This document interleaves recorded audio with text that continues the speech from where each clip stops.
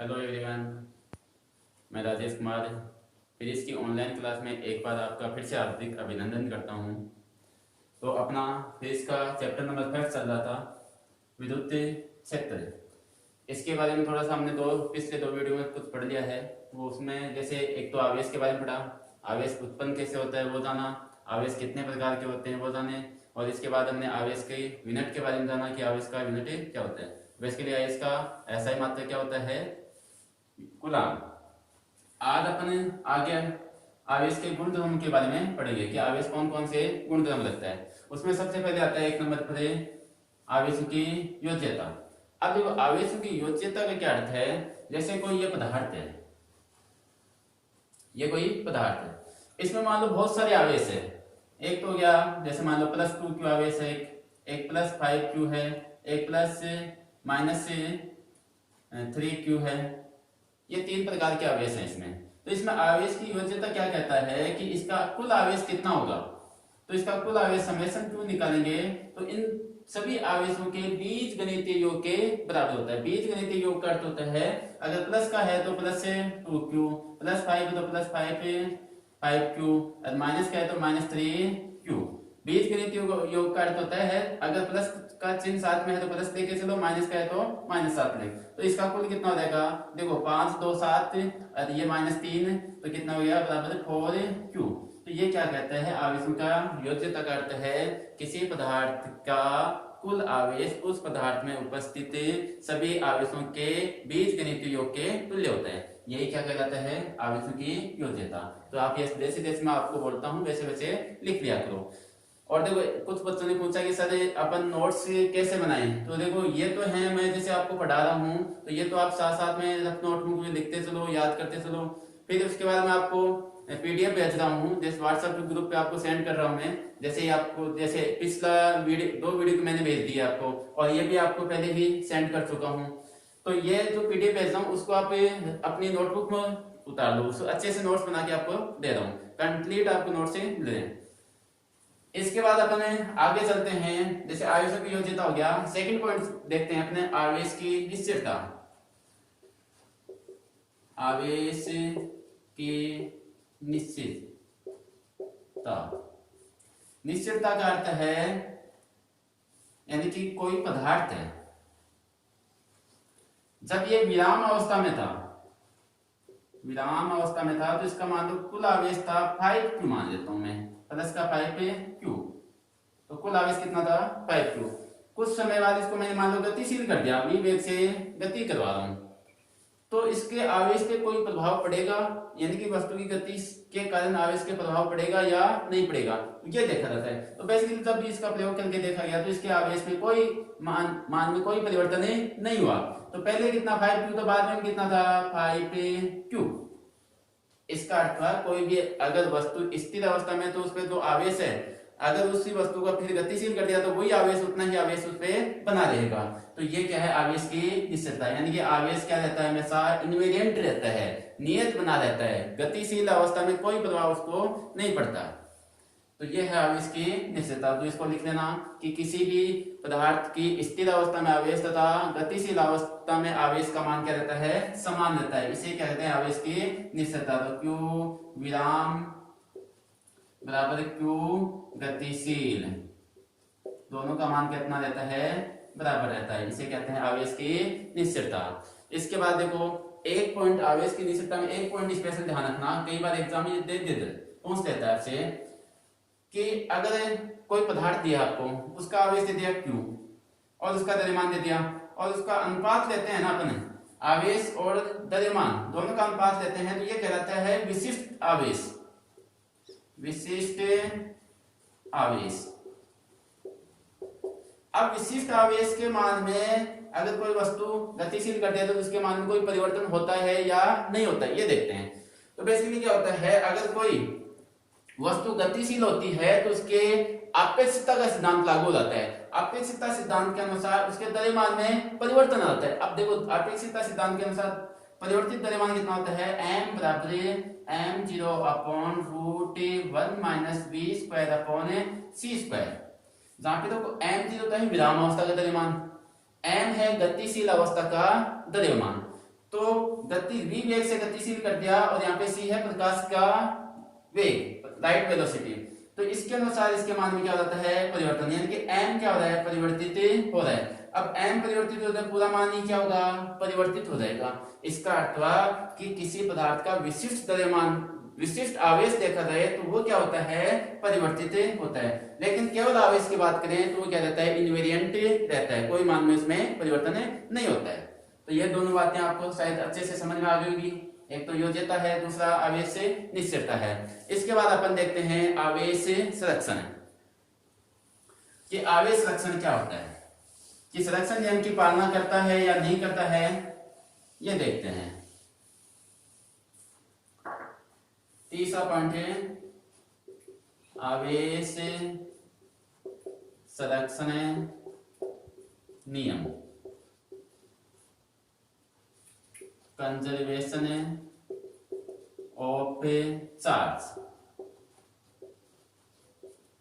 अब देखो आवेश संरक्षण नियम के अनुसार क्या होता है। आवेश संरक्षण देखते हैं तो देखो, जैसे सिंपल सी बात करते हैं, जैसे कोई ए वस्तु है और ये कोई दूसरी बी वस्तु है, दो वस्तुएं, एक ए है दूसरी बी है। इस पे आवेश उत्पन्न कब होगा, जब इसमें से या तो इलेक्ट्रॉन निकल के जाएंगे या फिर इसके पास इलेक्ट्रॉन आएंगे, या तो इलेक्ट्रॉन जाएंगे या फिर इलेक्ट्रॉन आएंगे। दूसरी वस्तु पे आवेश कब आएगा, सेम इस पे भी या तो इलेक्ट्रॉन ग्रहण करे या इलेक्ट्रॉन को त्याग करे। तो मान लो ये इसने क्या किया, एक इलेक्ट्रॉन त्यागा और इसने एक इलेक्ट्रॉन ग्रहण कर लिया। इसका अर्थ हुआ इसके पास इलेक्ट्रॉन की कमी, तो इलेक्ट्रॉन की कमी क्या बताता है, प्लस क्यू, यानी पॉजिटिव चार्ज, पीछे पढ़ चुके हैं अपन। और इलेक्ट्रॉन ग्रहण करते, इलेक्ट्रॉन की वृद्धि क्या होता है, नेगेटिव चार्ज। और दोनों का मान क्या था, आवेश का मान क्या है, जितना यहां से निकल गया उतना यहाँ पे ग्रहण किया गया, तो आवेश का मान क्या है, बराबर था।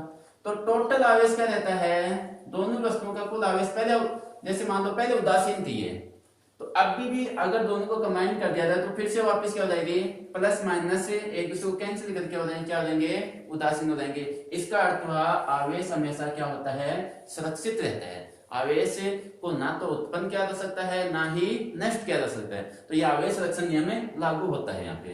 तो बेसिकली इसमें देख सकते हो, किसी भी पदार्थ के आवेश को ना तो उत्पन्न किया जा सकता है ना ही नष्ट किया जा सकता है, लेकिन एक वस्तु से दूसरे वस्तु पर स्थानांतरित किया जा सकता है। यह क्या कहलाता है, आवेश संरक्षण का नियम।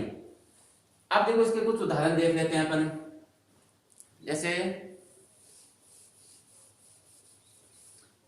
पहला एक एग्जांपल की बात करते हैं, युग्म विलोपन। युग्म विलोपन का अर्थ हुआ दो आवेश आपस में युग्म बना के एक दूसरे को क्या कर देंगे, उदासीन कर देंगे। जैसे एक तो इलेक्ट्रॉन लिया, दूसरा मैंने पॉजिट्रॉन लिया।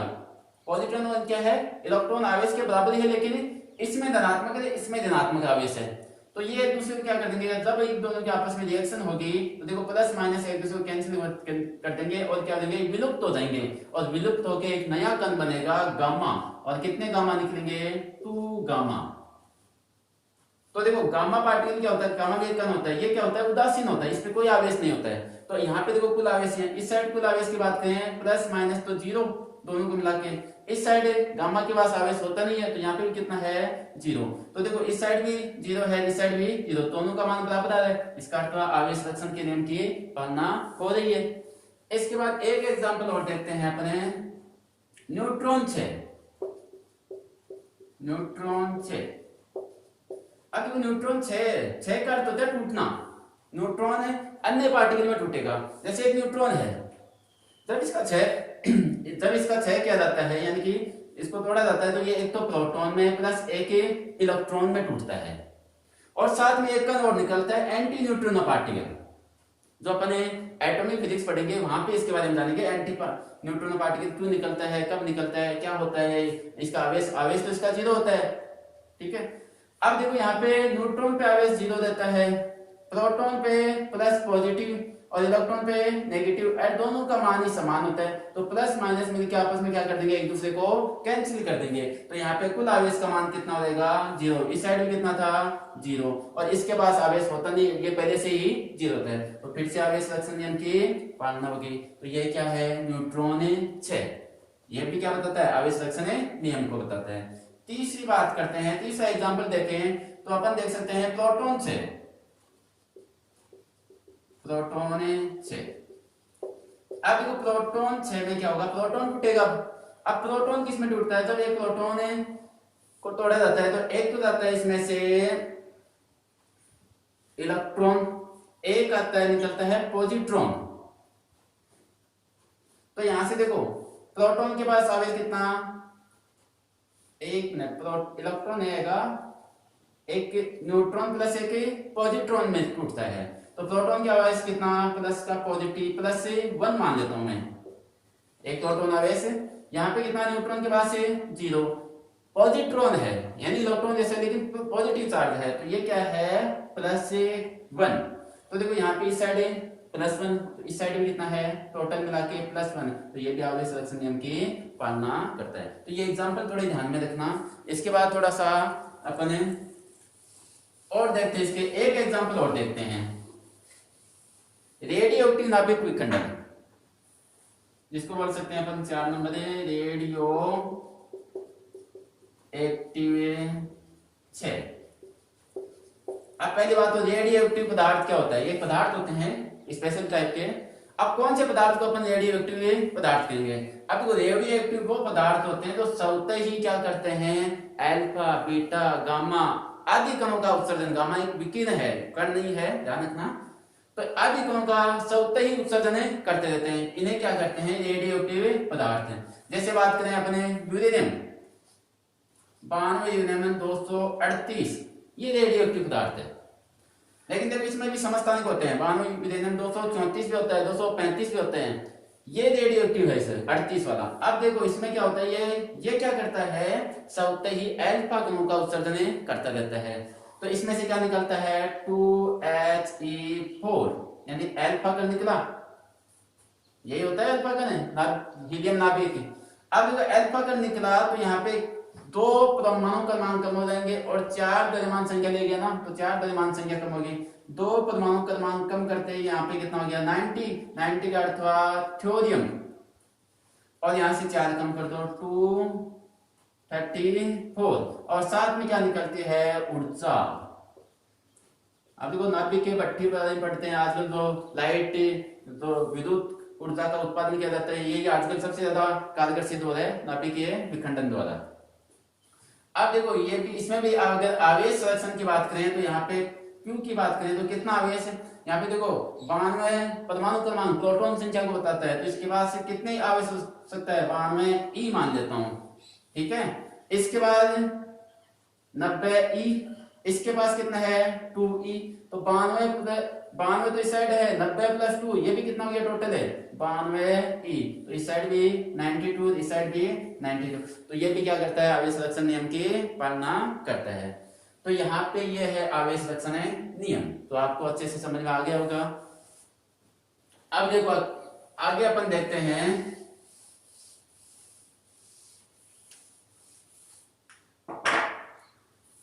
कितने 304 नंबर है, आवेश का क्वांटीकरण, आवेश का क्वांटीकरण। अब देखो आवेश का क्वांटीकरण का क्या अर्थ है, क्वांटीकरण का अर्थ होता है न्यूनतम मान, किसी पदार्थ का वह न्यूनतम मान है जिससे उसको और अधिक भागों में विभक्त नहीं कर सकते, उसको बोलते हैं आवेश, ये पदार्थ का क्वांटा। अब देखो क्वांटीकरण का क्या अर्थ है, 2 वस्तु लेते हैं अपन, जैसे एक तो ए ले लिया, दूसरी बी वस्तु ले ली मैंने। अब ये क्या कर रहा है, 1 इलेक्ट्रॉन उत्सर्जित कर रहा है मान लो, और ये 1 इलेक्ट्रॉन अवशोषित कर रहा है। इसका अर्थ हुआ 1 इलेक्ट्रॉन अवशोषित और 1 इलेक्ट्रॉन उत्सर्जित हो रहा है। तो देखो यहां से क्या हो जाएगा, इलेक्ट्रॉन की कमी, तो A+1 Q आवेश आ गया इसके पास से,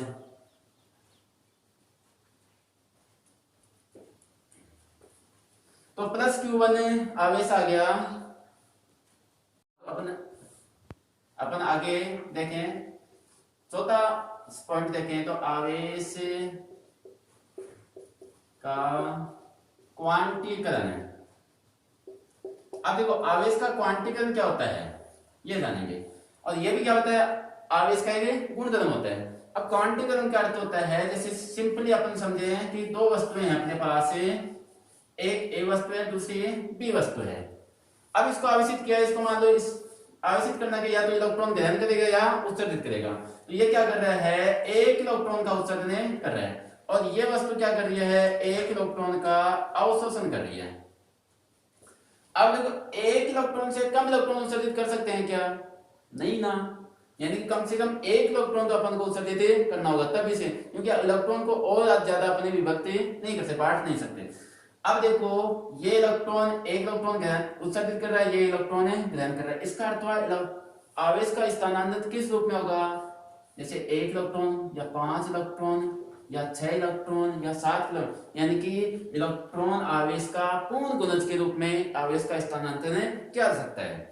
यानी जैसे मान लो आवेश का स्थानांतरण किया तो समेशन Q बराबर कितना कर सकते हैं, जैसे n इलेक्ट्रॉन आवेश के बराबर। अब ये प्लस का भी हो सकता है माइनस का, प्लस का कब होगा, जब यहाँ से इलेक्ट्रॉन उत्सर्जित होगा तो यहाँ पे प्लस आ जाएगा, ये ग्रहण करेगा तो ये माइनस ले लेगा, ठीक है। तो आवेश क्या होता है, हमेशा क्वांटित रहता है। क्वांटित का मतलब है यानी कि फिक्स मान होता है, यानी कि पूर्णांक के रूप में होता है, 1 2 3 4 ऐसे पूर्णांक में चलेगा। जैसे मान लो 5 इलेक्ट्रॉन गए तो आवेश कितना गया, 5 × 10 की पावर माइनस 5 × 1.6 × 10 की पावर माइनस 19 कूलम, 5 6 7 ऐसे पूर्णांक के रूप में चलेगा। तो ये क्या है, आवेश का क्वांटीकरण। अब देखो आवेश के क्वांटीकरण में हम बोल सकते हैं कि आवेश का क्वांटा क्या है, यानी कि आवेश का न्यूनतम मान है कितना होता है। तो आवेश का क्वांटा का अर्थ हो गया आवेश का न्यूनतम मान बराबर कितना होता है, इलेक्ट्रॉन आवेश। ध्यान रखना ये कई बार एग्जाम में पूछा गया है। और इलेक्ट्रॉन आवेश कितना होता है, 1.6 × 10 की पावर माइनस 19 कूलम। प्लस का भी हो सकता है और ये माइनस का भी हो सकता है। तो ये क्या है, आवेश का क्वांटीकरण। अब देखो आवेश का क्वांटीकरण की बात में होगी तो ये बात ध्यान रखना अच्छे से, ये अपने आवेश के गुणधर्म खत्म होते हैं यहाँ तक। तो ये 4 गुणधर्म है, अच्छे से ध्यान देना इन पे। और जैसे जैसे मैं पढ़ा रहा हूँ वैसे वैसे नोटबुक में लिखते हुए याद करना है इनको, नहीं तो याद नहीं होंगे अच्छे से।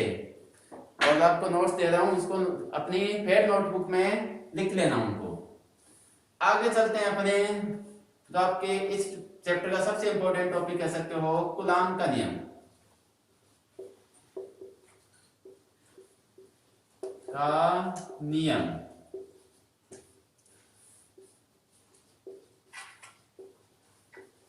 कूलॉम से लो।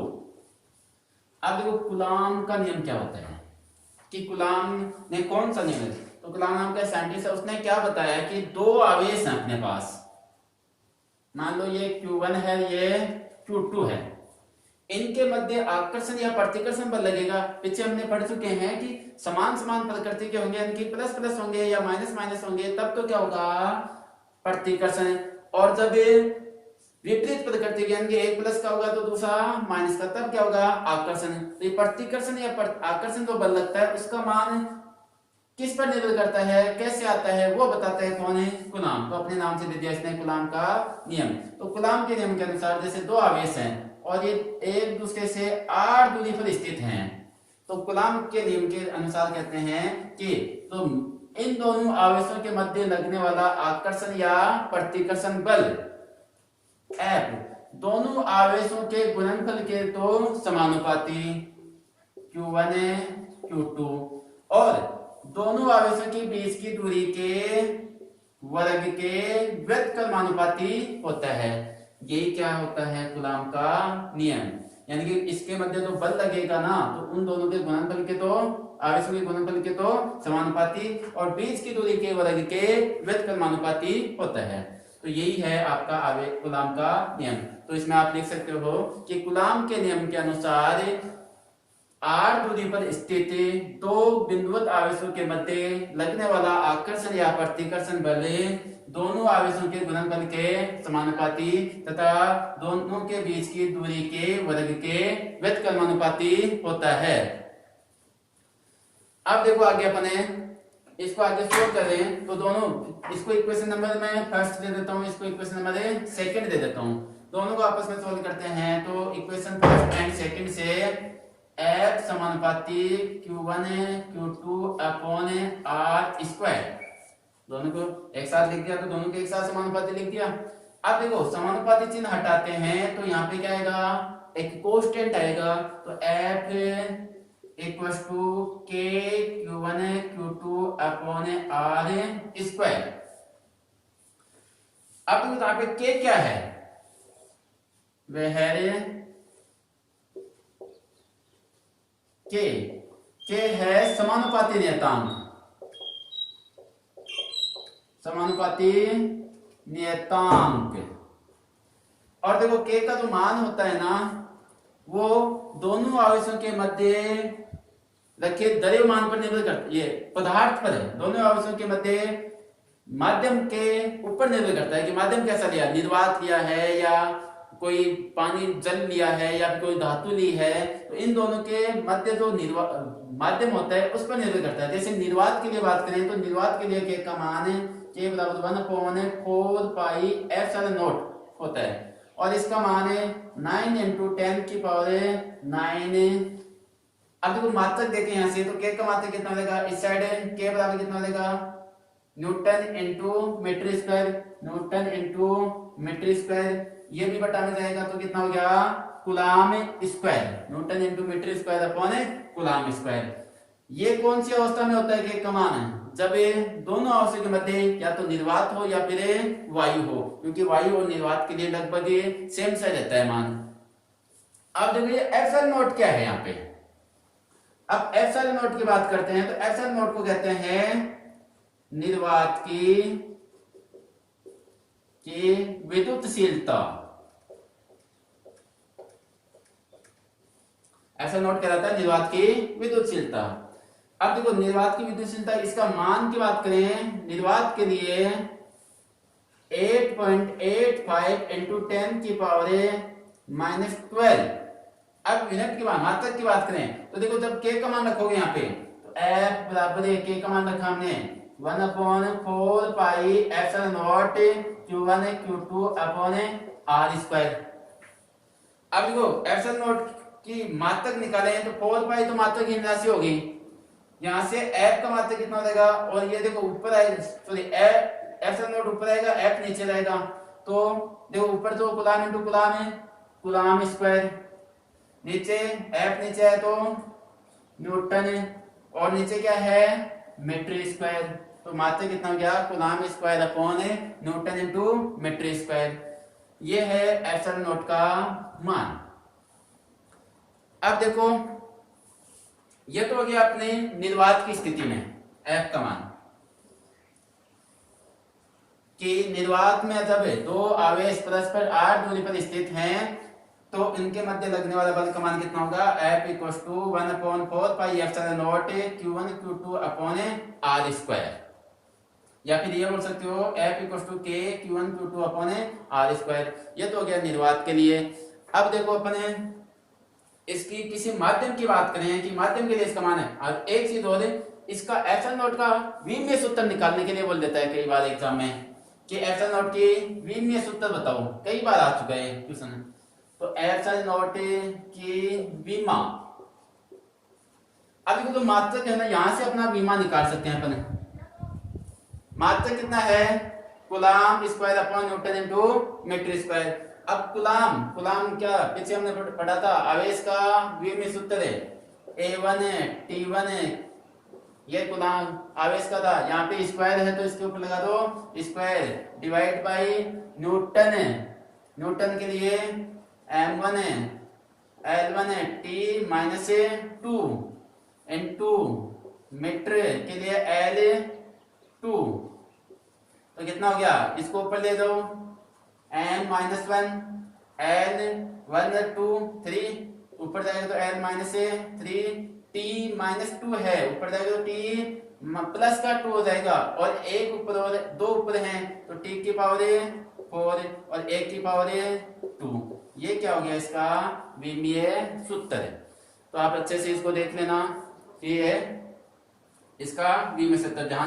ध्यान रखना इसको कैसे आता है और क्या होता है इसका मान। अब देखो माध्यम के लिए बात करते हैं अपन, ये तो अगर निर्वात के लिए था, जो ये इक्वेशन आई है वो निर्वात के लिए है।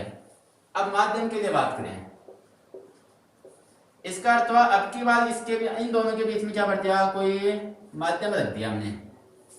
माध्यम रखने से एप्सिलॉन नॉट का मान चेंज हो जाएगा, एप्सिलॉन नॉट के लिए माध्यम का एप्सिलॉन आ जाएगा, तो कितना हो जाएगा F equals to 1/4 pi epsilon Q1 Q2 upon R square. और ये किसके लिए है, माध्यम के लिए। तो माध्यम के लिए एफ एम बराबर कितना हो गया 1/4 pi epsilon Q1 Q2 upon R square. अब यहाँ पे एप्सिलॉन क्या होगा, माध्यम की विद्युतशीलता, जिसका मान अलग अलग माध्यम के लिए अलग अलग होता है। जैसे अपना कोई धातु लेंगे तो उसके लिए अलग होगा, और कोई पदार्थ लेंगे तो उसके लिए अलग होगा। अब देखो अगर ये बात करें कि निर्वात में माध्यम न्यूटन जो आपका बल का मान है, कूलॉम बल का मान ज्यादा होता है या माध्यम में, तो बेसिकली बात करते हैं निर्वात के लिए इसका मान 1 होता है, माध्यम के लिए इसका मान 1 से कई गुना अधिक होता है। तो बेसिकली बात करें F0 निर्वात का है, Fm माध्यम है, तो माध्यम वाले के नीचे में ज्यादा संख्या का भाग लगेगा तो इसका मान कम मिलेगा, तो क्या हो जाएगा निर्वात वाला बल क्या हो जाएगा ज्यादा होगा। अब देखो थोड़ा सा इसका सदिश रूप देख लेते हैं कि जो कूलॉम बल है उसका सदिश रूप है।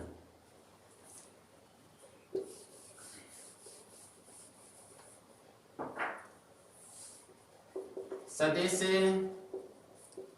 रूप में कूलॉम का नियम, अब ये कूलॉम का नियम के अनुसार F इक्वल टू आया। अब इसको सदिश के रूप में लिखें तो F वेक्टर इक्वल टू जाएगा 1/4 pi epsilon naught Q1 Q2 upon R square, और यहाँ पे रहेगा R कैप। जो R कैप है ना ये है एकांक सदिश, एकांक सदिश। R कैप क्या है यहाँ पे एकांक सदिश। इसका अर्थ क्या है एकांक सदिश का, कि एकांक सदिश क्या बताता है, केवल दिशा को निरूपित करता है, बल्कि दिशा को निरूपित, इसका मान जो यूनिट जो मान होगा वो तो कितना होता है 1 होता है, तो ये इसका क्या होता है केवल दिशा को निरूपित।